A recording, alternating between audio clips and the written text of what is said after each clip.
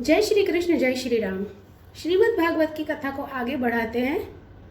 जब महाभारत का युद्ध समाप्त हो गया, पितामह भीष्म भी वैकुंठ धाम चले गए और धार्मिक शिरोमणि राजा युधिष्ठिर ने अपना कार्यभार संभाल लिया।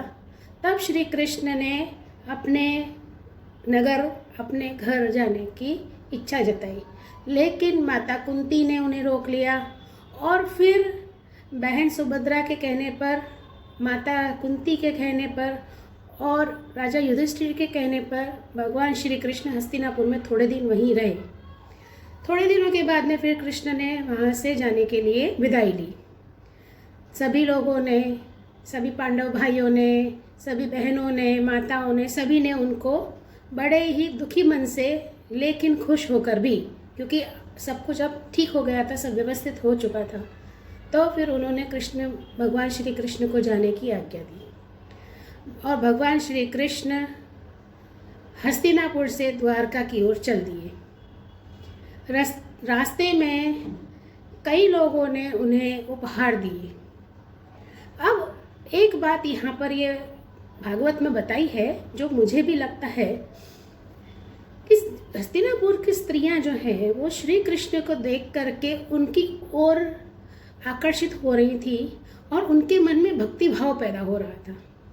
वह सोच रही थी कि हजारों वर्षों तक तप करने पर दंडक वन में जो ऋषियाँ जो बैठे थे, जो हजारों वर्षों से तप कर रहे थे, तो द्वापर युग में वे सब गोपियाँ बने। ये सोचिए कि हजारों वर्षों तक तप किया, तब वे गोपियाँ बन करके भगवान श्री कृष्ण के साथ में उन्होंने अपना समय व्यतीत किया।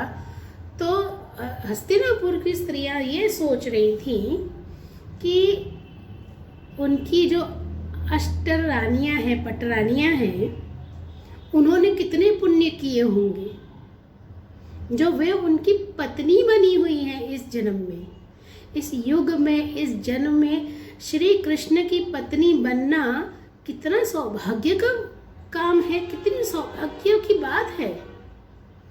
वह कहती हैं, हस्तिनापुर की स्त्रियां कहती हैं कि उन्होंने कितने तप किए होंगे, कितने होम यज्ञ हवन किए होंगे कि वे आज इस जन्म में भगवान श्री कृष्ण की पत्नी हैं। हम लोगों को तो उनके दर्शन करना भी दुर्लभ है। वो स्त्रियां कह रही हैं कि हमें तो इनके दर्शन करना भी दुर्लभ है और ये वो पटरानियाँ हैं जो भगवान श्री कृष्ण के साथ में विराजती हैं, वे उन्हें छू सकती हैं। तो सोचिए उन्होंने कितना तप किया होगा कि वो इस जन्म में उनकी पटरानियाँ बनी हैं। भगवान श्री कृष्ण की जो लीलाएं हैं, उनका जो सौंदर्य है, भगवान श्री कृष्ण का आप सिर से लेकर के चरण कमलों तक का उनका जो सौंदर्य जो इसमें वर्णित किया है वो तो अतुल्य है। कमल नयन, कमल अधर, उनके हाथ एकदम कमल जैसे, उनके गुलाबी गुलाबी हाथ हैं, उनके चरणों में भी कमल है। इतने सुंदर भगवान श्री कृष्ण, श्याम वर्णीय, और गले में कमलों की माला पहनी हुई है, वैजयंती माला पहनी हुई है। तो हस्तिनापुर की स्त्रियां तो उन्हें जाने ही नहीं देना चाहती थी, लेकिन भगवान श्री कृष्ण को तो जाना पड़ेगा ना अपने घर, अपने वापस नगरी में, क्योंकि वे लोग भी तो इंतज़ार कर रहे हैं। आप ये सोचिए कि जिस नगरी में श्री कृष्ण उनके राजा हो, वो नगरी के लोग जो हैं वो कितने सौभाग्यशाली होंगे कि भगवान श्री कृष्ण उनके राजा हैं।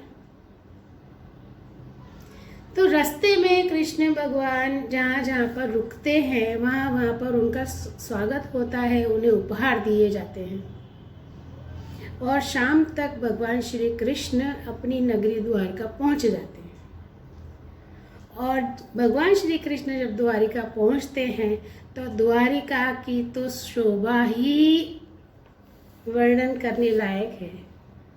कहते हैं ना, वो गीत तो सुना ही होगा आपने,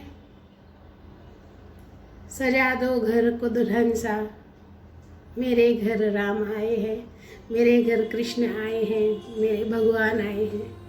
पूरी नगरी को दुल्हन की तरह सजाया हुआ था। हर जगह पर, हर दरवाजे पर बंधनवार लगे हुए थे। पूरे नगरी को तोरणों से, पूरी नगरी को फूलों से, दीपों से सजाया हुआ था। हर रास्ता सजा हुआ था। हर चौराहे पर रंगोलियां बनाई हुई थी। पूरा नगर ऐसा लग रहा था जैसे कि दुल्हन हो। और वहाँ के लोग जैसे कोई छोटा बालक हो और उसके पिता कई वर्षों के बाद, कई दिनों के बाद घर आते हैं, तो वो बालक अपने पिता से कैसे बात करता है, उस तरह से नगर के वासियों ने भगवान श्री कृष्ण के साथ में बातचीत की। और जाकी रही भावना जैसी, जिसकी जैसी भावना थी भगवान श्री कृष्ण उससे वैसे ही मिले। हर एक के साथ में भगवान श्री कृष्ण मिले। किसी को भी ऐसा नहीं लगा कि कृष्ण मुझसे नहीं मिले हैं। सबको मिले, सबको आशीर्वाद दिया, सबसे प्यार किया। किसी को गले लगाया तो किसी को प्यार किया, तो किसी को छुआ और किसी को मुस्कुराकर, और किसी को सिर्फ आंखों के इशारे से ही अपना आशीर्वाद दिया। भगवान श्री कृष्ण का भव्य स्वागत हुआ द्वारिका में।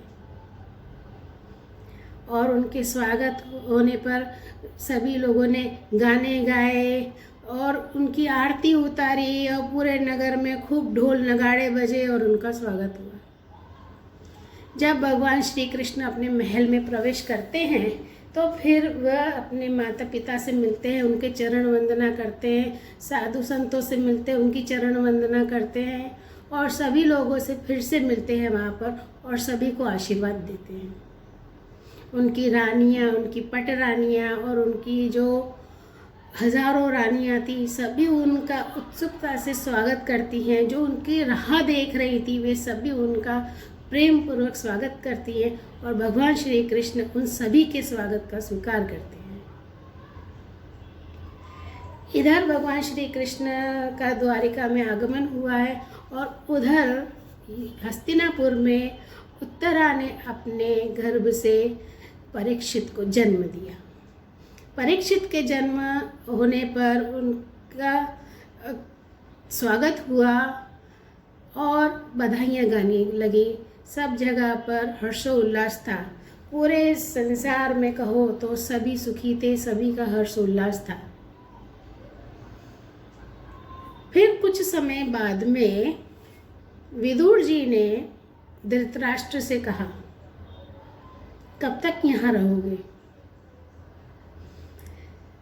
जिन लोगों के खिलाफ पूरी जिंदगी आपने षड्यंत्र रचे हैं, लेकिन फिर भी उन्होंने आपको बड़े मन से अपनाया हुआ है, आप और अब तो आपका अब जीवन खत्म होने आया है, पूरा शरीर आपका क्षीण हो चुका है, कब तक अब आप राजमहलों के सुख सुविधाओं को भोगोगे? तो विदुर जी की ये सब बातें सुन करके धृतराष्ट्र ने वहाँ से चले जाने का निर्णय लिया। उन्होंने ये निर्णय लिया कि अब वे वानप्रस्थी हो जाएंगे और वे मतलब कि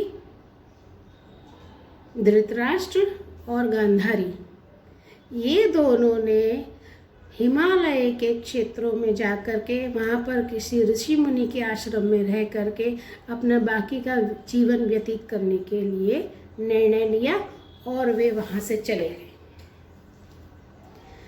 उनके चले जाने के बाद में जब युधिष्ठिर को पता चला कि विदुर जी और माता गांधारी और काका श्री धृतराष्ट्र महल में नहीं है, तो उन्होंने सब जगह ढूंढने की कोशिश की कि ये कहाँ चले गए।